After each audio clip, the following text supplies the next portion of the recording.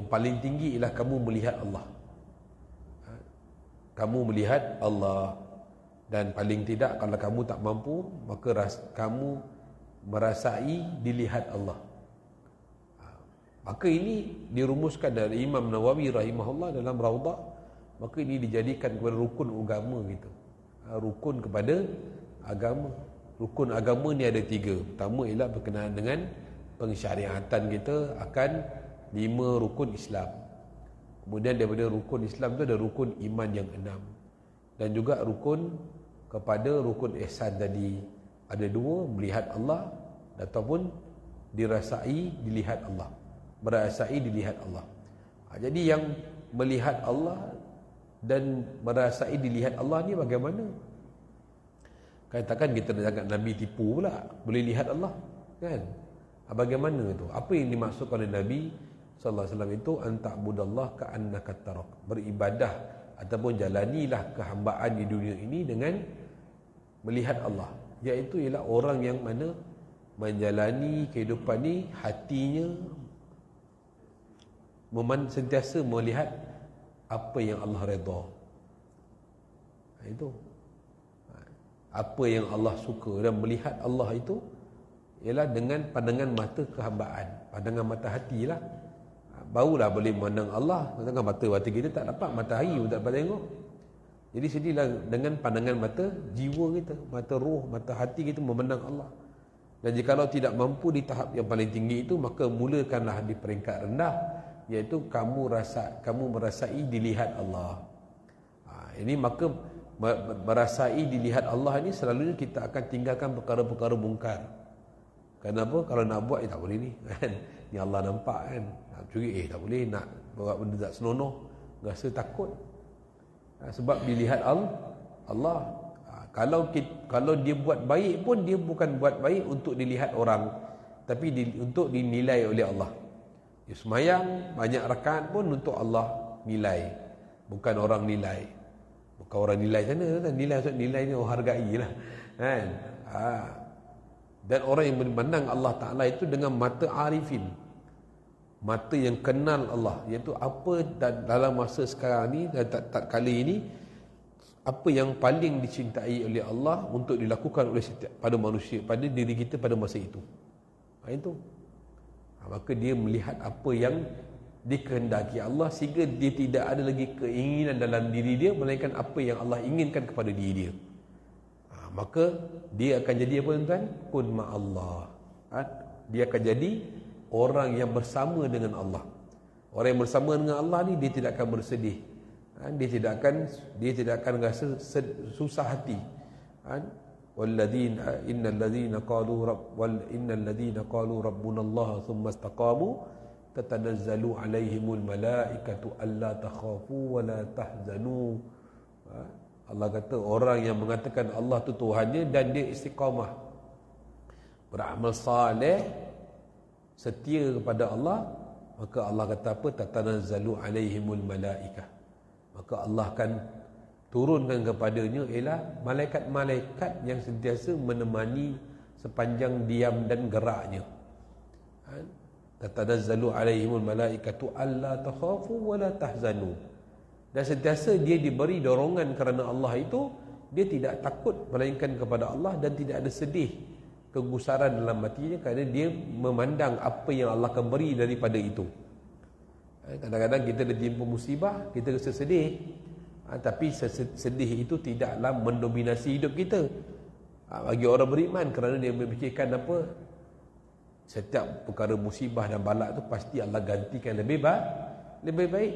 Bahkan Nabi sendiri pun pernah ajar doa pada sahabat, Allahumma jurni min musibati wa khlif li khairu minhu.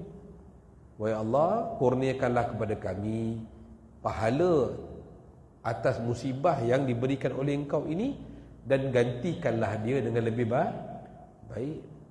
Ini maknanya orang yang beriman ni memang yang memandang Allah Ta'ala itu sentiasa memandang positif Allah Ta'ala. Ini orang kata apa, setiap sufi ataupun orang-orang yang berjalan jalan Allah ini mengusahakan hatinya untuk sentiasa positif dengan Allah.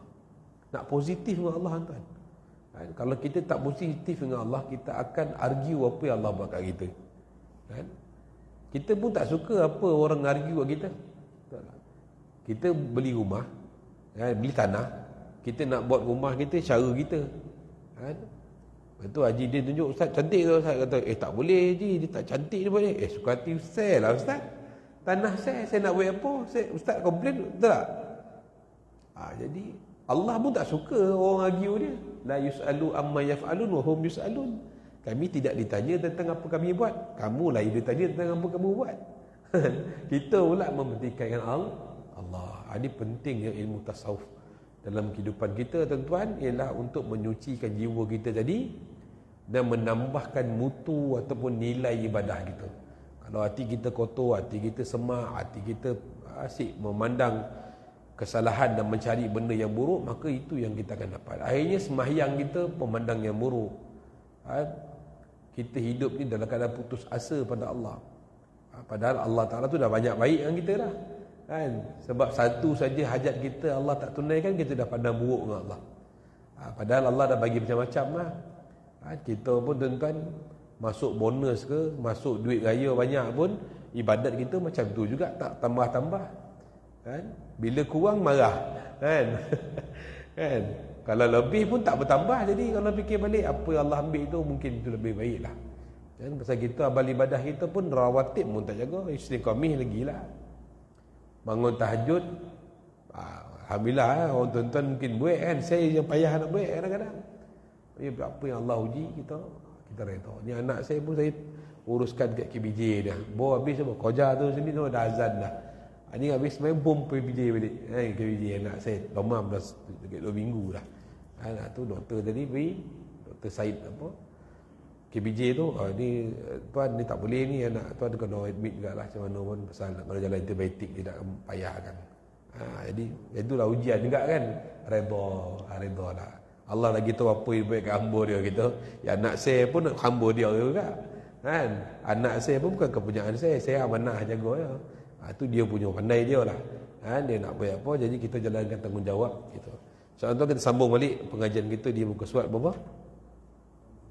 81 66 61. Baik, keimanan kepada nama-nama dan sifat Allah Ta'ala boleh. Jadi insyaAllah sebelum kita mulakan pengajian kita, mari sama-sama kita mulakannya dengan umul kitab bisirul Fatihah.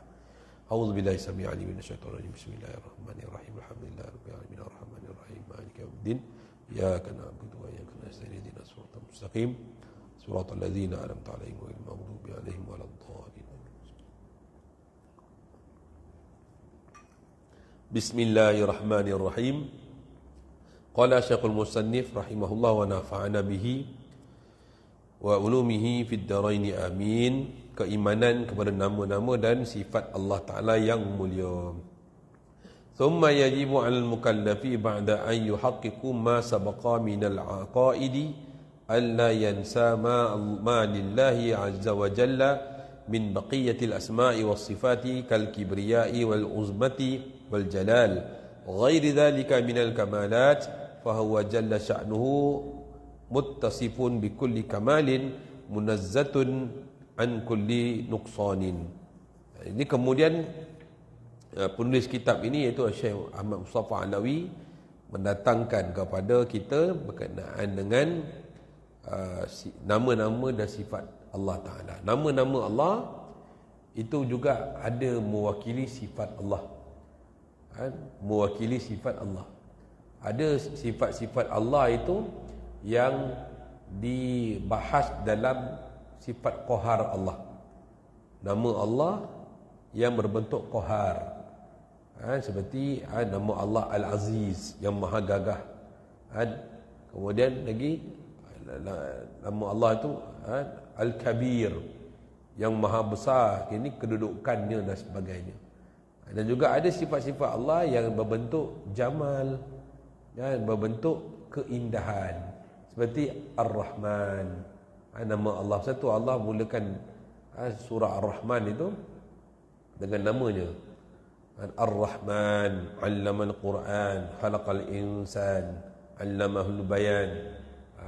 Allah, sifat-sifat kamal inilah, sifat-sifat jamal inilah yang Allah Ta'ala inginkan kepada hamba-Nya itu mewarisinya.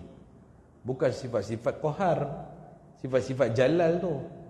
Kibir, sombong, riak, sum'ah. Kan? Padahal kita pula suka pula mewarisi sifat-sifat jalal. Suka riak, suka tunjuk pada orang amal baik kita. Sombong dengan orang yang lebih-lebih lagi, orang yang lebih rendah pada kita. Kemudian kita pula suka pula orang cerita pasal kebaikan kita, dah datang sum'ah. Kemudian kita rasa paling hebat di kalangan kawan-kawan di taman kita ni, kita yang paling hebat. Ni semua adalah sifat jalal, sifat qahar Allah Ta'ala. Sifat menunjukkan tanda kebesaran, padahal Allah tak suka. Pakaian, bahkan Nabi pernah kata, ada kursi, Allah kata apa? Sesungguhnya kesombongan itu adalah ada kibriyai kal ridai. Kebesaranku ataupun kibriya ni ialah takabur. Sifat takabur Allah ini ialah apa tuan-tuan? Kal ridai, pakaian Allah, selendang Allah. Selendang Allah. Kemudian sifat apa lagi tuan? Sifat sombong Allah itu seperti kain izar, kain yang melilit badan, kain sarung lah. Seolah-olah dua pakaian ni diberikan kepada manusia. Sepatutnya pakaian manusia ialah tawadhu', qanaah, zuhud. Pakaian Allah ialah sombong, takabur, rasa besar. Tapi Allah kata barang siapa yang merenggutnya, siapa yang ingin memilikinya, maka dia tidak akan bau syurga. Kisah Adam, kisah Iblis kan. Iblis dia keluar syurga, dihalau daripada syurga bukan kerana dia enggan. Enggan tu satu hal, tapi Allah keluarkan dia dari syurga kerana apa? Wa iz qala rabbuka lil malaikati isjudu li adama fasajadu illa iblisa aba wastakbar. Maka ingatlah apabila Allah memerintahkan sekalian malaikat untuk sujud kepada Adam AS, fasajadu, maka sekaliannya sujud kepada Adam, illa iblis, melainkan iblis, aba, dia enggan. Enggan, dia tak nak sujud, satu hal. Itu maksiat lah, maksiat yang berbentuk jawarih. Wastakbar, maksiat dalam hati pula, merasa takabur. Wa kana minal kafirin. Allah kata bila kedua-dua ni ada dalam syurga, tak boleh, maka Allah keluarkan di daripada syurga. Kenapa? Ada sifat takabur. Satu Nabi kata barang siapa yang mati dalam keadaan ada sifat takabur sebesar biji sawi, dia tidak akan masuk syurga. Ini tuan-tuan, sebelum kita mati tuan-tuan kan, sehari dua lagi nak balik ni, selesaikanlah masalah tu. Tidak kan, tak dapat kan? Kalau masuk syurga, kalau masuk kubur pun tak dapat, tak tahulah kan. Jadi sama-sama lah, termasuklah saya ni tuan-tuan ya. Kemudian wajib atas mukallaf setelah merealisasikan ataupun telah mencapai secara kepercayaan, yakni keimanannya terhadap apa yang disebutkan tadi, iaitu tentang sifat-sifat Allah Ta'ala yang sebelum itu yang kita bicarakan, daripada perkara-perkara akidah, untuk tidak pula melupakan berkenaan dengan nama-nama dan segala sifat-sifat Allah yang terpuji yang lain, seperti kibriya, sifat yang besar. Sifat Allah Ta'ala yang kibriya ni boleh kata sifat takabur. Kibriya, sifat takabur. Boleh tak Allah takabur tuan-tuan? Boleh tak? Allah takabur. Allah boleh. Ini semua Allah punya. Allahu rabbus samawati wal ardi wa ikhtilafil laili wan nahar la ayatan li ulil albab. Allah kata sungguhnya milik Allah lah itu langit dan bumi ini, dan juga perselisihan malam dan siang. Siapa yang buat dia semua? Allah. Takkan Allah Ta'ala, dia punya, dia suka hati dia lah, tak kabur ke tidak. Kemudian sifat Allah uzmah, sifat yang agung. Keagungan Allah Ta'ala. Satu kita dengar nama Allah daripada surah ayat kursi pun biasa, innallaha illa bima syaa wasi'a kursiyyuhus samawati wal ard wa huwal azizul apa kursi samawatil arda, lagi apa, wahwal aliyul azim kan, wahwal aliyul azim, nama Allah yang maha, Allah tu yang maha tinggi kedudukannya dan juga kedudukannya yang maha agung kan. Kerana keagungan Allah ni menunjukkan apa, nama Allah Al-Azim ni bukan bukan menunjukkan besar, tapi menunjukkan ketuhanan dia. Kalau kata Allah tu Ali tu, Allah tinggi ke Ustaz? Kan? Tinggi itu bukan jenis bangsa ukuran. Tinggi bagi Allah ialah bangsa kedudukan. Kan? Macam kita lah, kau nampak dia tu, macam tu kat pejabat tinggi jawatan tu, macam tu lah, bukan dia duduk kat atas kursi tinggi kan, macam tu lah. Dan jalal, sifat kebesaran dan sebagainya, sifat-sifat kesempurnaan, maka dia bersifat dengan sifat kesempurnaan, ini sifat kamalan, dan maha suci Allah Ta'ala daripada segala sifat kekurangan, ini sifat nuksan, sifat-sifat membentuk kekurangan. Kita boleh sabitkan Allah Ta'ala itu dengan segala sifat-sifat yang kesempurnaan bagi Allah. Ada setengah pendapat daripada Mu'tazilah, sifat orang-orang yang tajsim, orang yang mujassimah, mengatakan bahawa dia mendatangkan contoh. Manusia ni dia boleh gerak tak, dia kata. Manusia ni daripada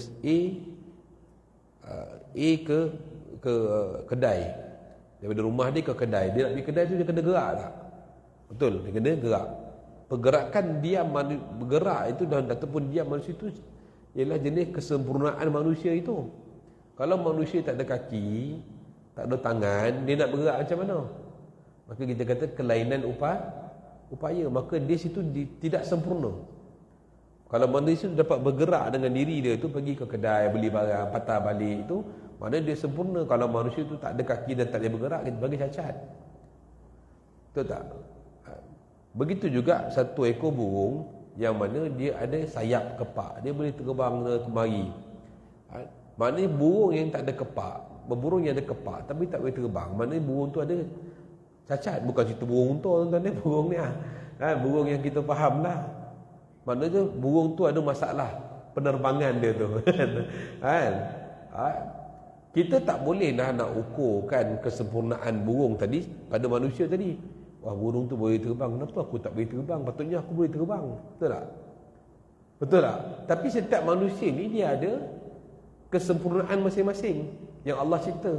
Walaupun memang manusia itu tak sempurna, tapi bila nisbahkan manusia itu sempurna, ada tangan, ada kaki, boleh bergerak, boleh diam dan sebagainya, itu menunjukkan kesempurnaan dia. Kita tak bolehlah samakan dengan burung. Burung memang kelainan dia adalah terbang, tapi dia tak ada tangan pula, dia ada kaki. Jadi bila dia orang Mu'tazilah kata kalau manusia boleh gerak, takkan Allah tak boleh gerak, dia kata. Itu yang jadi masalah. Faham tak? Dia nak membandingkan keadaan manusia itu dengan keadaan Allah. Kan? Akhirnya dia pada asalnya dia nak mentanzihkan Allah Ta'ala itu daripada segala kekurangan, tapi dia sedang membuat nuksan pada Allah, iaitu dia sedang membuat kekurangan pada Allah. Iaitu datang bila hadis berkenaan dengan Allah, setiap sepertiga malam Allah akan turun ke langit bumi untuk mendengar doa-doa dan memperkenan doa hamba-Nya itu. Betul tak? Memang ada hadis berkenaan itu, tapi hadis itu dalam bentuk majaz. Majaz tu bahasa. Majaz ni orang kata apa, macam orang kata apa, bahasa simpulan bahasa lah. Orang kata nak bagi tahu pepatah ke apa, macam itulah lebih kurang. Macam kita lah, kita bagi tahu insya-Allah hujung minggu ni MB turun Padang ni, turun datang sini sekian. Betul tak? Maksudnya ialah situ ialah majlis tu akan bertambah seri, bertambah indah apabila datangnya orang besar kat situ. Betul tak? Mana hadir kat situ, ataupun kata yang tuan besar nak turun ke Pakan Somban tak lama lagi, insya-Allah semua orang turun ya. Mana pada hari itu satu hari yang penuh bermakna, kerana duli yang Maha Mulia tuanku mencemar duli datang ke banas remban saya sekian. Jadi bila dikatakan Allah turun pada sepertiga malam tu, bukan bermakna Allah dengan zatnya turun.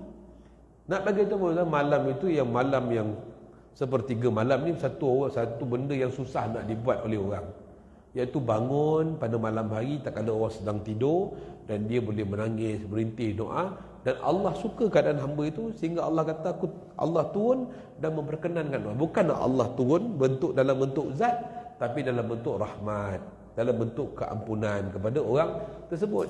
Ini dia faham ialah Allah turun naik. Itulah bila dia kata ada ayat-ayat Allah mengatakan bila Allah tu Allahu fis sama, Allah ada di langit.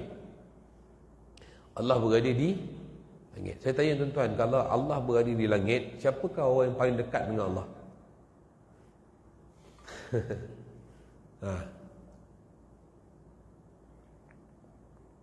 Siapa?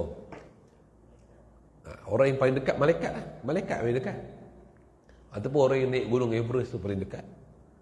Pasal kalau Allah duduk kat langit lah. Bahkan Nabi kata orang satu hamba yang paling dekat dengan Allah ialah ketika dia sujud. Mana dia lagi rendah kedudukannya, lagi dekat dengan Allah. Maksud sini ialah bukan segi kedudukan yang ukuran, tapi segi kedudukannya sebagai perhubungan. Dekat di sini bukan jarak ataupun ukuran, tapi ialah hubungan. Dan ini yang kadang-kadang orang ambil literal, bahasa terus ambil contohnya saya tengok ada satu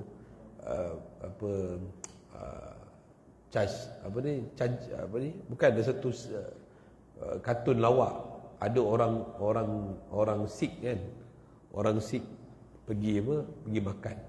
Dia kata batu bulan puasa lah, orang putih tu tanya dia, you not fasting? I'm sick, dia kata. Please go to clinic, dia kata. Kan? Mana kau faham sick tu apa? Sick tu agama ke sakit? Patutnya kena faham sick lah. Bukan sick, bukan sakit, tapi sebenarnya dia sick tu ialah dia agama dia. Ini kena, tak boleh kita ambil secara literal. Kena tengok apa majas. Contoh berkenaan dengan apa tuan-tuan? Pepatah Melayu kata apa? Kera di hutan disusukan, anak di rumah mati tak makan. Apa yang tuan-tuan faham di sini ialah apa? Kalau tuan-tuan boleh faham kita faham secara literal, apalah teruk orang dia, asal dia bagi susukan kera tu kat hutan. Betul tak? Kalau fikir secara orang kata ambil bahasa secara literal, ambil terus bahasa tu, kita pun akan cakap kau ni tak faham bahasa ke? Maksud kera di hutan sukan, anak di rumah boleh makan, ialah kau mengutamakan orang lain daripada ahli keluarga kau. Itu sebenarnya maksud pepatah tu. Bukan nak bagi tu dia ibu dia pergi kat hutan cari kera, justru anak mati tak minum susu. Bukan macam tu. Ini pepatah bahasa Arab lagi lah tinggi, lagi kaya, sentiasa berinovasi dalam bahasa tu. Ini ambil bahasa sekat-sekat tak faham. Ini kena faham situlah. Di sini kalau kita boleh faham Allah tu maha sempurna, ialah kedudukan Allah tu tak sama dengan makhluk. Bahkan Allah tidak bertempat, menunjukkan betapa sempurnanya Allah, kerana tidak berhajat kepada tempat sekalipun untuk dirinya, untuk zatnya. Bahkan gerak dan diam ini setempat ini pun juga tidak layak bagi Allah. Kan? Allah diam pun tidak, gerak pun tidak. Macam kita kalau tak diam kita bergerak, kalau kita tak bergerak kita diam setempat. Allah berdiam setempat pun tidak, bergerak ke banyak tempat pun tidak. Itu menunjukkan apa tuan? Allah tu tak sama dengan makhluk. Kan? Kalau Allah sama dengan makhluk, Allah memerlukan tempat bergerak, mana Allah memerlukan tempat untuk meletakkan zatnya. Betul tak? Ni tuan-tuan, kat piring ni saya lambung tuan-tuan. Boleh terapung tak tuan? Jatuh ke bawah, pecah juga. Betul? Mana ini kelemahan bagi makhluk itu. Bagi Allah Ta'ala itu tidak ada tempat itu menunjukkan kesempurnaan Tuhan. Kerana Allah itu tidak berhajat kepada apa yang diciptakan. Kalau Allah berhajat kepada diciptakan, sama juga lah macam makhluk. Macam kita cipta kita untuk apa? Untuk kepentingan orang lain ke untuk kepentingan kita juga? Untuk kepentingan kita juga. Kan? Maknanya Allah tidak melaksanakan itu dengan kepentingan diri dia. Allah hanya buat dengan suka hati dia saja. Dengan kehendak dia. Dia bukan dengan rasa tertekan ataupun dengan rasa dihasut dan dipaksa oleh kuasa yang lain. Allah Ta'ala alam. Baik. Kemudian al-qismu tsani fi ma yajibu taslimi fihi. Bahagian kedua pada apa yang wajib penyerahan diri. Ini sebagai seorang insan menyerah diri kepada Allah Ta'ala. Wa dzalika an tusallima lahu jalla sya'nuhu fi sa'iril af'ali wal ahkami wa na'taqidu annal kulla jaizun fi haqqihi. Jadi wadzalika, dan demikian itu antusallimu lahu, dan menyerahkan diri kepadanya pada setiap perbuatan dan ketetapan hukum. Kita juga beriktikad bahawa semua perkara itu harus baginya. Jadi perbuatan yang dimasukkan sini ialah sudut hakikatnya ialah memberi kesan dalam kewujudan, maka dari sudut keesaan Allah Ta'ala semua perbuatan adalah perbuatan Allah. Jadi apa saja tuan-tuan di sini ialah kita dari segi apa tuan, secara zahir. Secara zahir kita lihat macam kita yang buat kan. Betul tak? Secara zahir kita yang pergi buka kedai, kita yang pergi pejabat, kita yang cucuk tanam. Hakikatnya ialah daripada Allah juga. Kalau Allah tak menggerak dan mengizinkan kita untuk bergerak dan sebagainya, rasa-rasa kita dapat tak buat perkara tu? Kan? Tak mampu tuan-tuan. Hatta kita nak berada di saf-saf solat pun tetap bila disebut hayya 'alas solah, hayya 'alal falah, tetap kita jawab la haula wala quwata illa billah. Tak ada daya dan upaya untuk kita laksanakannya. Hatta kita nak berjanji dengan orang pun, insya-Allah tuan besok rumah saya ada sekali, kita pun cakap insya-Allah. Kita cakap saya yakin akan datang besok, tak ada pun. Pasal kita kata memang kita tak ada kuasa untuk datang. Kalau kita dapat datang, masya-Allah pun dengan kehendak Allah. Insya-Allah dengan izin Allah aku boleh datang. Masya-Allah dengan izin Allah aku dapat datang. Jadi inilah makhluk ni. Namun kalau kita secara orang kata apa, secara penghayatan dalam hidup kita kena rasa begitu. Tapi bukan dalam perkara maksiat. Contoh kita maksiat, Allah izinkan aku maksiat, bukan begitu. Itu salah adab namanya. Maksudnya dalam segi perkara yang baik, kita akan cakap apa, semua datang daripada Allah secara adab. Kalau buat perkara tak baik, itu daripada kelemahan diri saya sendiri. Walaupun hakikatnya kita tahu daripada Allah. Walaupun secara hakiki ialah daripada Allah, tak ada siapa pun kata bukan daripada Allah. Kalau kita kata oh tidak, Allah buat baik, dia takkan buat perkara buruk pada kita. Kita yang buat buruk, pilih kita sendiri. Pilih dan kita yang buat, bukan ketentuan Allah bahawa Allah tak tahu boleh dia akan buat buruk. Itulah i'tikad orang yang qadariyah. Orang yang Mu'tazilah mengatakan bahawa yang baik semua Allah, yang tak baik kita buat. Ini menunjukkan ada dua kuasa. Itulah syirik. Satu, Allah boleh buat baik tapi tak boleh buat tak baik. Kita pula tak boleh buat baik, boleh buat jahat. Mana di situ ada perkongsian kuasa. Wa'ayyadzubillah. Ini fahaman yang salah. Ataupun buat qadariyah mengatakan baik buruk Allah tak tentukan. Allah lahir kat kita, pandai kau nak baik, besok mati kan kita cerita. Bukan itu. Takkan Allah tak tahu apa pun hamba dia akan buat. Sedangkan Allah cerita apa yang berlaku kat kubur, apa yang berlaku dekat mahsyar, apa yang berlaku dekat mizan, apa yang berlaku dekat sirat, apa yang berlaku syurga, apa yang berlaku, semua Allah ada cerita. Semua takkan Allah tak tahu apa yang kita buat? Oh tak, Allah tak tahu. Bila hamba tu buat baru Allah tahu. Contohnya kita sedang buat duduk dalam majlis ilmu kan, Allah tu baru tahu. Cikgu Daud tu ada majlis ilmu ni kata. Macam tu pula. Seolah Allah tak tahu apa-apa hamba dia akan buat. Bila dah buat baru Allah tahu. Di situ apa kita nak bagi tahu apa? Allah tak ada ilmu. Allah tiada pengetahuan akan perbuatan hamba-Nya yang akan datang. Padahal Allah yang lebih mengetahui apa yang akan datang. Bagi mereka tidak, Allah tak tahu. Wa'iyadzubillah. Dan ada juga golongan yang dikatakan bahawa perbuatan itu semua datang daripada Allah. Hatta maksiat yang kita buat pun tak perlu ada taubat pada Allah, kerana Allah yang tentukan. Ini lagi teruk. Kan? Bila dia buat salah, tak apa, saya tak semayang ni, Allah dah tentukan dah. Kata. Jadi saya tak perlu taubat. Besok laki bini dia kena bawa lagi Pakistan ke, bawa lagi apa, cakap je, jangan marah je, itu Allah buat tu, kata dia. Kan? Kan? Kalau anak dia kena pukul ke apa, jangan marah, Allah dah tentukan. Tak payah report polis, kata dia. Allah dah tentukan, jangan dia marah, tak dia marah pula. Kau tahu? Dia tak nak solat, dia kata Allah tentukan. Saya tak solat ni, Allah dah tentukan dah.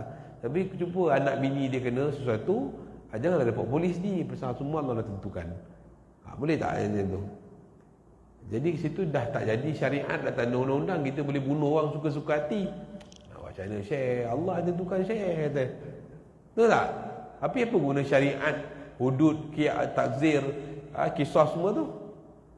Betul tak? Ini yang salah. Semua fahaman ini adalah fahaman yang batil. Melainkan fahaman ahli sunnah wal jemaah, iaitu kita meyakini semua perbuatan daripada Allah. Namun kita tidak pernah menolak pun ikhtiar, iaitu pilihan kita itu. Dan setiap pilihan kita pun kita yakin itu datang daripada Allah. Kita ni tidak ada orang kata apa, dalam perbahasan tu kuwatul muda'ah. Kuwatul muda'ah ni kemampuan daripada terbit diri sendiri. Tak ada. Kita tak ada kemampuan yang terbit daripada sendiri punya. Kalau kita ada kemampuan terbit daripada sendiri, kan, kita kecil-kecil dah boleh pilih hidup kita dah. Nak mak ayah kita yang kaya, kan, mak ayah kita have rumah kereta besar-besar. Tapi ada orang yang keluar daripada bukan Islam, ada yang keluar daripada orang Islam. Siapa yang tentukan? Siapa yang tentukan? Allah lah. Adakah daripada kemampuan kita? Adakah kita nak keluar daripada perut siapa, nak lahir daripada kat mana, pukul berapa tu daripada ketentuan kita? Boleh tak kita kata macam tu? Tak boleh, mesti datang daripada Allah. Maka bila Allah menentukan, dialah yang memutuskan apa yang dia buat. Kita tak ada kemampuan tu. Habis kita hidup macam tu, Ustaz? Kita hiduplah kerana Allah. Apa yang Allah perintah, itu yang kita buat. Allah secara pelaksanaan tu dia pergi bilutuf. Hakikatnya memang Allah yang uruskan, tapi secara tidaklah macam kita ni, sebab kita tak nampak, kita ingat macam tak langsung, tapi sebenarnya langsung daripada Allah. Jadi bila Allah pilih kita buat baik, buat taat, maka syukurlah pada Allah. Dalam ramai-ramai ni Allah pilih kita buat taat. Bila kita buat maksiat ataupun melakukan kekhilafan, maka segeralah menuju pada taubat pada Allah. Jangan kata, macam mana saya aku buat benda tak baik ni, Allah tentukan, jangan tak takut. Itu ayat billah. Ini masih ada lagi. Itu yang jadi orang-orang transgender semua kan. Ada orang-orang yang golongan LGBT sebagai saya ni sebenarnya Ustaz, Allah memang dah tentukan saya jadi begini, dia kata. Tentukan saya jadi begini. Jadi apa? Jadi lelaki kan? Tak, jadi inilah. Awak beranak-beranak, jadi apa? Saya lelaki. Tapi kenapa jadi macam tu? Kerana saya ni tersilap masuk. Roh saya ni salah masuk. Patutnya diri saya ni jadi roh lelaki. Saya tadi roh ni ada jantina ke tidak? Kan? Roh ni ada jantina ke? Roh ni mana ada jantina? Roh tak ada jantina, tuan. Mana ada? Bacalah kitab Roh Imam Qayyim. Mana ada jantina? Tiba-tiba dia nak salahkan Allah. Sebenarnya dia penyakit. Dia tak sedar diri dia sakit. Dan dia tak nak ubat, dan dia rela berterusan begitu dengan sakit dia itu. Sakit mental lah sebenarnya. Satu lah orang-orang yang doktor-doktor pengamal perubatan yang psikopatik dan sebagainya ni mengatakan bahawa orang yang transgender ni mengalami apa, tuan? Mengalami penyakit mental yang perlu diubati. Ada juga yang dah ubat, ada yang elok sebagainya, tegak beranak kahwin tu kan. Dulu saya pernah jumpa tu satu orang dekat Serting tu. Dia ni orang Aceh. Datang berdagang kat Malaysia ni, buka kedai jamu tu kan. Pakai skirt pergi kat kedai. Kan? Dia tengok kita, bang ni majun kuat ni ustaz. Dia kata, kita pun takut dengar ni jual tu. Lepas tu alhamdulillah rumah saya tu banyak beli barang majun jual kat makcik-makcik ni, sakit lutut lah apa. Rumah saya sekolah kan dia. Tu elok dia. Tu jadi lelaki. Tapi lembut-lembut tu adalah. Sekarang nak berapa dah bang? Anak dah 3 dah kan. Nak balik lah ustaz, tak boleh lah, nak sekolah kata kan. Maknanya dia walaupun percakapan dia, tapi dia kelakian tu ada tanggungjawab. Anak ada 3 orang, fikir esok anak nak kahwin. Tu mana dia fikir, boleh ubat tak? Kalau dia boleh sembuh, takkan orang lain tak boleh sembuh kan? Usahalah sungguh-sungguh kan? Ini kena juga ikhtiar. Cari rezeki boleh ikhtiar, tapi berubat tak nak ikhtiar, pandai pula. Kemudian apa yang penulis kata lagi ialah wal makna annahu la yusalu amma yaf'alu wa hum yusalun. Dan inilah maka firman Allah Taala, dia la yusalu, dia tidak ditanya tentang apa yang dilakukan, sedangkan mereka lah yang akan ditanya kelak apa yang mereka lakukan. Wal kullu kainun biqada'ihi wa qadarihi sadirun an qasdihi wa ikhtiyarihi min ta'atin wa isyan. Mereka semua perkara berlaku dengan qada dan qadarnya, terbit daripada kehendak dan pilihannya, sama ada ketaatan ataupun maksiat. Maka semua yang berlaku itu tuan, yakinlah dengan qada dan qadar Allah yang terbit daripada kehendaknya. Semua berlaku dengan kehendak Allah. Dan kehendak Allah ni tuan, kehendak kita ni kadang-kadang berubah. Kehendak kita boleh berubah kan. Pagi-pagi bangun, pagi dah sembahyang subuh, perut dah keroncong makan nasi lemak, makan roti canai lah, kedai Ya Salam. Sampai Ya Salam tutup pula, yang kedai nasi lemak bawah Petron tu buka. Mula asalnya nak makan roti canai, kehendak kita dah tengok tak ada, makan tukar pula kehendak kita makan nasi lemak. Mana kehendak kita berubah-ubah. Kehendak kita berubah-ubah, kehendak kita tak tetap, tapi kehendak Allah tetap. Kehendak Allah itu tak berubah-ubah. Contoh tuan, Allah Ta'ala lahirkan kita sebagai orang Islam, betul tak? Sebenarnya Allah dah tetapkan sejak azali, sebelum alam ini ada lagi pun Allah dah tentukan kita sebagai orang Islam. Maka itu takkan berubah. Jadi syukurlah pada Allah. Allah jadikan kita orang Islam yang berakidah, yang beriman, yang berakidah, yang juga melakukan taat. Maka tepat pada masa dan waktunya, maka kita pun keluar ke muka bumi ini sebagai satu orang namanya Muhammad, satu orang namanya Razali, satu orang namanya Hussein dan sebagainya, yang agama Islam. Begitu juga orang yang lahir, yang satu orang keluar daripada satu orang perut Kristian, perut Hindu, maka ketetapan itu berlaku bukan pada hari itu. Ketetapan itu berlaku sejak azali, belum ada alam jagat raya ni lagi. Maka bila tepat pada masa dan kehendaknya Allah Ta'ala itu, maka jadilah dia. Tak susah bagi Allah.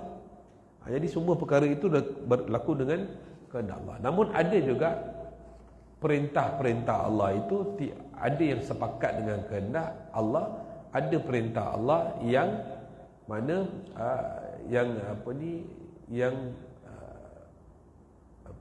orang kata apa, tidak selari dengan kehendak Allah.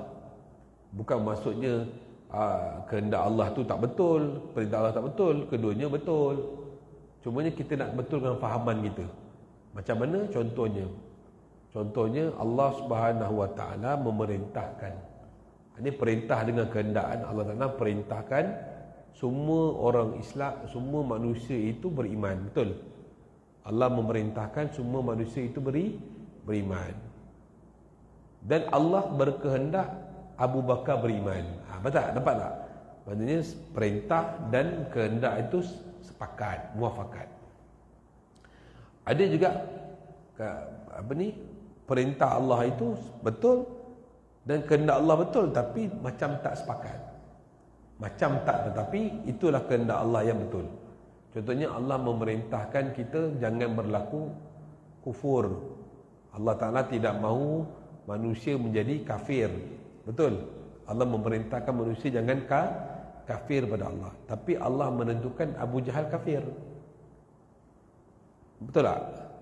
Maknanya segi kehendak Allah tu betul, ketetapan Allah tu cuma ada yang mufakat, ada yang tak mufakat. Contoh tak mufakatnya lagi ialah kehendak Allah memerintahkan supaya semua manusia beriman, tapi Allah berkehendak Abu Jahal kafir.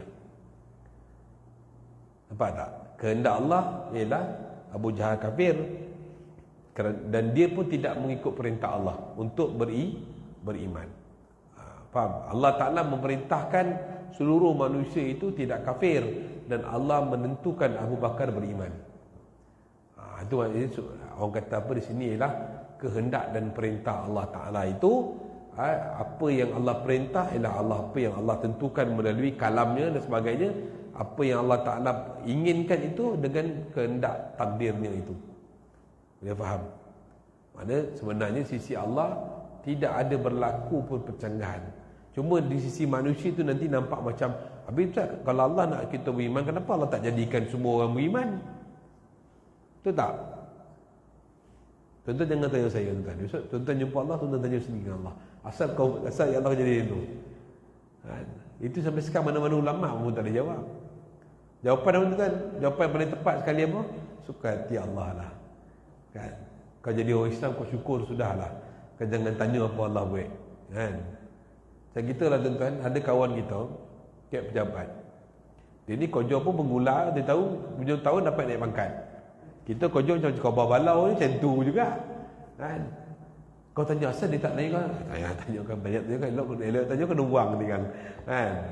Jadi kita buat apa yang kita boleh buat, orang lain buatlah apa dia nak buat. Jangan kita tanya apa yang raja nak buat. Suka hati dia lah. Kita buat apa bahagian kita sudah. Jangan buat bahagian Allah, jangan argumentation dengan Allah, dan juga jangan persoalkan apa yang Allah nak buat. Walanah tariz min an ta'tarida alaihi fi syai'in min dhalik wa iyyaka an yaqulu kaifa nuqaddiru al-dhanba thumma yu'aqibu alaihi fata'khuzka rahmatan bil 'asi fata'taridu ala khaliqihi fahuwa subhanahu wa ta'ala arhamu minka bihi aw naqulu huwa asfaqu 'ala al-mu'adzabi min nafsihi wa fil athari ma yadullu 'ala dhalik. Hendaklah kita berwaspada daripada membangkang itu argumentation, argue dengan Allah ke atasnya pada perkara yang demikian, perbuatan dan hukumnya. Jadi perbuatan dan perintahnya kan.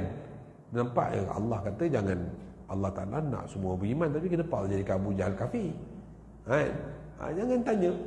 Jangan ditanya. Jangan sekali-kali anda berkata bagaimana dia mentakdirkan dosa itu, kemudian dia pula yang menyeksa ke atasnya pelaku dosa tersebut. Ini Allah Ta'ala yang Allah Ta'ala yang cipta dia, kemudian Allah Ta'ala menghendaki dia berbuat dosa, kemudian dia buat dosa tadi pula Allah azab pula dengan dosa tadi. Lalu anda merahmati orang yang melakukan maksiat, dalam masa yang sama anda membangkang Allah Ta'ala. Seolah-olah kita rasa kesian pula orang tu. Dia dicipta sebagai orang kafir, kemudian dia melakukan dosa kesyirikan dan Allah azab dia. Tak kesian ke dia kan? Seolah-olah kita membela dia daripada Allah, sedangkan Allah Ta'ala lebih mengasihinya berbanding dirimu sendiri. Bahkan Allah Ta'ala tahu hal yang lamanya kan? Allah mengazab dia kat dunia pun, makan minum Allah bagi lagi kan? Kau cakap pun kau tak bagi apa-apa kat dia pun kan? Allah masih bagi makan dan minum kan? Atau kita katakan Allah Ta'ala lebih menyayangi orang yang diseksa, itu berbanding dirinya sendiri. Dan memang ada perkataan-perkataan menunjukkan demikian. Ini Allah Ta'ala memang ada setengah orang yang mana Allah Ta'ala azab dia kerana dosa-dosa yang dia buat. Akhirnya apabila dosa-dosa yang dia buat tadi itu telah Allah ampunkan, maka Allah kurniakan syurga pula kan? Contohnya ahli-ahli maksiat kan? Dia dah buat, dia beriman pada Allah kan? Kemudian dia bila dia beriman pada Allah, kemudian dia pula mati dalam keadaan berdosa, maka Allah Ta'ala ampunkan dosa dan dia mati pula sebelum bertaubat. Bila dia tidak bertaubat, dia meninggal, maka Allah seksa dia. Bila Allah dah selesai seksa dia, dosa-dosa ni Allah diampunkan, maka Allah keluarkan, Allah bagi syurga. Dia dah merasai, orang yang merasai azab di neraka, tuan-tuan, bila dia dah merasa azab neraka, bila diselamatkan Allah Ta'ala masuk ke syurga, tuan, seketika dia berada di syurga, dia telah melupakan semua azab dia kat neraka dulu. Terasa sedap betul sampai lupa dah dia pernah kena seksa dulu. Kadang-kadang kita nampak, Allah Ta'ala buat ni tak betul, kata kita pula macam betul. Padahal kita yang salah. Wa min hikmatihi ta'ala an zayyana likulli ummatin a'malaha, dan antara hikmahnya bahawa dia memperindahkan bagi setiap umat itu dengan akan amalannya. Jadi amalan apa, tuan-tuan? Amalan segi syariat. Allah Ta'ala, maksudnya orang yang beriman pada Allah tu bukan sekadar imannya pada akalnya, pada hatinya, tapi diindahkan lagi dengan segala amal-amal taat. Solat, puasa, baca Quran, kemudian qanaah, perbuatan hati pula, rasa zuhud, rasa syukur, rasa rahmah pada orang lain dan sebagainya. Ini semua bentuk-bentuk perbuatan yang membawa kepada pembuktian kehambaan pada Allah. Ala tara annaka law khayyarta al-'asi fi hali hayatihi la lakhtara ma huwa alayhi haitsu yadda'i annahu fi ni'matin shuddat an ghairihi wa yawmal qiyamati yatrukuhu al-haqq azza wa jalla yaqra'u kitabahu wa yuhasibuhu nafsahu bi nafsihi la yuzlamu al-yawm. Tidaklah kamu dapati jika kamu memberi pilihan kepada pelaku dosa pada keadaan hidupnya, nescaya dia tetap akan memilih untuk melakukan dan biasa lakukan dosa itu. Kalaulah orang yang biasa buat dosa maksiat, tuan, kalaulah dia dihidupkan balik ke dunia ni, pasti dia akan buat dosa juga. Pasal dia dah terikat dengan manisnya dosa. Nanti dia kata, tak apa aku buat dosa balik, tak apa, nanti Allah keluarkan aku, Allah masukkan balik ke dunia. Jadi Allah Maha mengetahui apa yang akan dia buatnya itu, maka Allah seksa dia dengan kasih sayang Allah. Macam satu orang, tuan-tuan, orang yang mana, orang yang beriman, satu orang anak, satu orang anak, bila dia buat salah, ayahnya akan rotan dan sebagainya. Ayahnya rotan tadi itu dengan rotan kebencian ataupun rotan kasih sayang. Macam kita lah pukul, kita bukan tak pernah pukul anak kita, kan? Betul tak? Kita rasa benci dengan dia, kata apa, kita memang sayang dia, so kita rotan dia. Memang berbirat badan, tapi itu rotan kasih sayang. Lepas tu kita belanja KFC, kan? Betul tak? Bila dah makan KFC tu, dia pun tak ingat bapak dia pukul dia, kan? Biasa lah, kita pun biasa kena tu batang jambu lah, kata paip. Budak sekarang tak rasa je, tak je, kan? Budak sekarang kata batang, tak ada kata paip kat rumah lah, kan? Jadi anak-anak itu dia pun. Jadi sisi Allah azab sesuai dengan apa yang nikmat dia bagi. Ada orang yang di mana dia kufur pada Allah, dia kafir, maka Allah bagi dia sepanjang hidup dia kafir pada Allah, maka Allah bagi dia sepanjang hidup dia kat akhirat kafir, diseksa. Sebab dia kat dulu pun dia dah menikmati kekafiran. Dia menikmati kekafiran tu, seronok dengan kekafiran dia, akhirnya Allah seksa dia sebagai orang kafir dan kekal dalam neraka. Kekal dalam neraka. Kerana apa? Keangkuhan dia, kesombongan dia untuk tidak taat pada Allah, maka Allah balas di akhirat itu. Walaupun dia kafir pada Allah, di dunia tetap Allah bagi dia makan. Kadang-kadang orang ni lagi kaya daripada kita, tapi kesianlah ke akhirat dia kena azab kerana kesombongan dia, keangkuhan dia untuk menerima Allah sebagai Tuhan. Kalau kat dunia dia tak boleh terima Allah sebagai Tuhan, akhirat lagilah.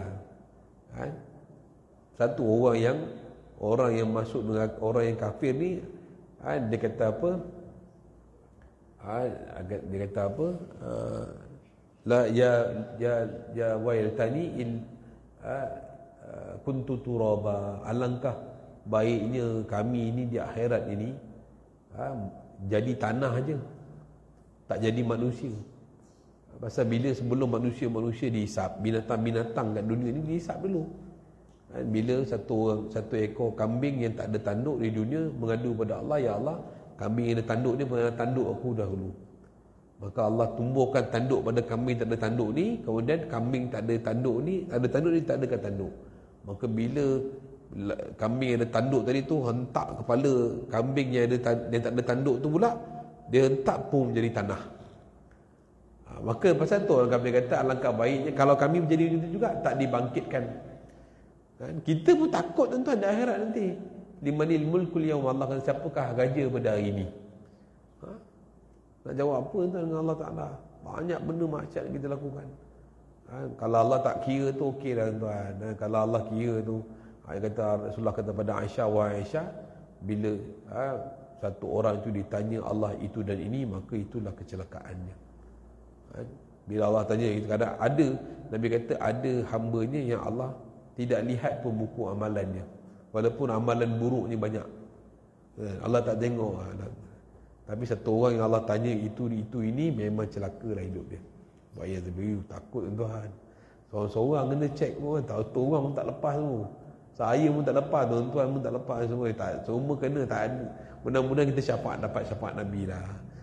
Tuan-tuan, saya kalau boleh lah kita sementara hidup ni tuan, saya pun tengah buat juga. Buatlah sama. Ada Nabi kata satu orang yang baca 70,000 la ilaha illallah, maka dia akan terlepas daripada azab seksa.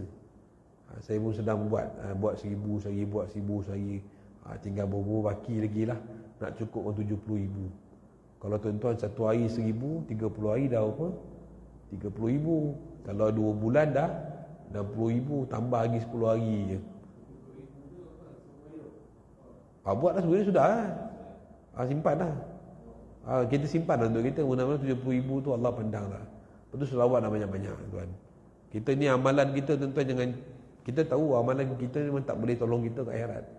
Kita buat amalan ni pun sebab kita nak menunjukkan kita hamba pada Allah je. Betul tak? Tapi yang boleh selamatkan kita apa tuan? Selawat, kan? Zikrullah, berdamping dengan orang soleh, kan? Bersahabat dengan ulama, mengasihi keluarga Rasulullah, alil bait, minal habaib, kan? Ini semua punca-punca, kan? Kasih pada orang. Ini semua kita boleh jadi sebab untuk masuk syurga. Kalau kita kata yakin tak solat kita masuk syurga? Ustaz, saya memang yakin solat saya masuk syurga, yang mimpi lah kata. Betul tak? Kita yakin tak puasa yang kita buat ni boleh masuk syurga? Puasa pun banyak buat dosa. Caranya ialah tu ialah banyakkan selawat, banyakkan bertahlil, simpan dengan 70,000. Kalau ada masa buat lagi untuk mak ayah kita, mudah-mudahan mak ayah kita selamat, untuk anak-anak kita buatlah. Kemudian berdamping dengan orang soleh, dan juga mencintai keluarga Rasulullah. Ada keluarga Rasulullah sekarang, ada tu ahlul bait. Keturunan yang habaib, orang yang ada Said Syarifah ni, bantulah dia. Kalau dia ada susah senang ke, bantu mereka dengan niat nak bantu keluarga Rasulullah. Kasih dan cinta pada mereka. Mudah-mudahan, sebab kita pun tuan-tuan, kalau kita susah-susah, kalau kita dengar ahli kita hidup senang, kalau kita dengar ada ahli keluarga kita yang susah, kita tolong ahli keluarga kita ke kita akan tolong orang lain dulu? Tentu kita akan tolong orang, tentu kita tolong ahli keluarga kita dulu, betul tak? Betul tuan-tuan? Begitu juga Rasulullah SAW. Rasulullah akan bantu dulu ialah ahli keluarga Rasulullah dulu, kan? Daripada Fatimah, daripada anak-anak Nabi, daripada cucu Nabi, sekian-sekian ahli zuriat Nabi. Kemudian kepada orang-orang yang berdekatan dengan Nabi, sahabat-sahabat Nabi, ahli baqi dan sebagainya. Ini mudah-mudahan kalau kita bantu-bantu ataupun menyayangi, mencintai keluarga-keluarga Rasulullah, di akhirat nanti juga kita pun disayangi oleh Rasulullah, kerana menyayangi ahli keluarga Rasulullah. Jadi kalau kita kena ambil peluang tuan. Tentu kadang-kadang ada habaib, ada ulama, ada keluarga-keluarga habib-habib ni datang tuan, kalau boleh buat program dia dekat masjid surah, buatlah. Dia ni bukan nak duit sangat pun. Dia datang ni sebab nak meneruskan dakwah aja. Kita yang berhajat kadang nak bantu dia, dia dengar dia ada madrasah, dia ada pondok. Ini mungkin sebanyak dana sumbangan kita bagi tu dapat bantu madrasah dia, itu je. Nak segi duit dia pun tak ada, dia pun tawakal dengan Allah. Ulama-ulama ni, kita yang bagi ni dengan niat dapat pahala je. Jadi kalau tuan-tuan boleh buat program majlis, jemput habib, jemput masyayikh, guru-guru rohani datang, buat majlis ini, Masya Allah barakah. Satu lagi tuan-tuan, sebelum saya tutup majlis, sambung balik nanti akan datang tangguh. Cubalah buat majlis ini seminggu sekali. Seminggu sekali buat ziarah rumah ke rumah. Buat gas, orang kata kan, buat gas. Pergi rumah orang Islam tuan-tuan. Bukan orang lain, saudara kita tuan-tuan. Saudara kita tu semua tu. Besok akhirat nanti semua akan jadi saksi. Pergi rumah, okey, minggu pertama kita pergi lorong ni. Bagi tu kat masjid ada program seminggu sekali je. Seminggu sekali buat. Minggu depan pintu lorong ni lah. Minggu depan lorong ni pula. Besar kepala tuan-tuan. Besar. Ini bukan cerita nak jadi jemaah tabligh ke tidak. Ini tanggungjawab saya, tanggungjawab tuan-tuan. Kita pergi rumah orang Islam tuan-tuan, kita bersalaman dengan dia tuan-tuan, Allah ampun semua dosa-dosa kecil kita. Kita ni dosa memang banyak kita lah. Nak istighfar pun susah lah. Mudah-mudahan kita bersalaman dengan dia, Allah ampun dosa dia. Orang yang pergi ziarah saudara dia kerana Allah, 70,000 malaikat mohonkan keampunan atas diri dia. Pergi ziarah saudara kita sakit. Kalau kita dengar lorong ni ada satu orang sakit, kita ziarah dengan niat kerana Allah, 70,000 malaikat mohon ampun atas kita tuan-tuan. Satu malaikat pun dah cukup dah. Ini 70,000 lagi makan tak habis. Jadi ini ambillah sebaki minggu kita ni, cari satu masa. Okay, bila kita boleh buat ziarah rumah ke rumah. Hubung, kalau mereka tak nak datang masjid surau, kita yang hubungkan dia dengan masjid melalui ziarah. Mungkin disebabkan kita datang ziarah itu terbuka lah hati orang, sampai orang surau datang ni, Allah malu lah saya. InsyaAllah saya datang tuan. Nanti pun datang berderu-deru pahala kita tuan. Siapa tak nak ni tuan, tapi buat kerja sikit lah. Janganlah duduk sila panggung je kat rumah. Buatlah kerja sikit. Takkanlah nak peluk tubuh je.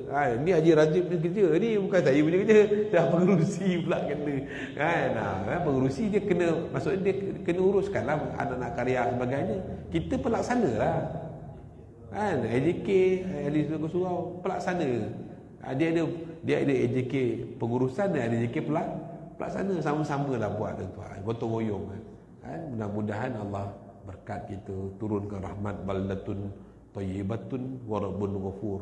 Negara yang baik, yang diberikan kebaikan ialah daripada Tuhan yang Maha Pengampun. InsyaAllah tuan, apa yang baik datang daripada Allah, yang tak baik atas kelemahan diri saya sendiri. InsyaAllah ni saya nak kejar ke KPJ lah, nak beli makan malam untuk rumah. InsyaAllah apa yang baik daripada Allah, tak baik daripada diri sendiri. Supaya kita tetap kifarah dan surah as. Subhanallahu bihamdihi, subhanallahumma bihamdika, asyhadu an la ilaha illa anta astaghfiruka wa atubu ilaih. Subhana rabbika rabbil izzati amma yasifun wa salamun alal mursalin walhamdulillahi rabbil alamin.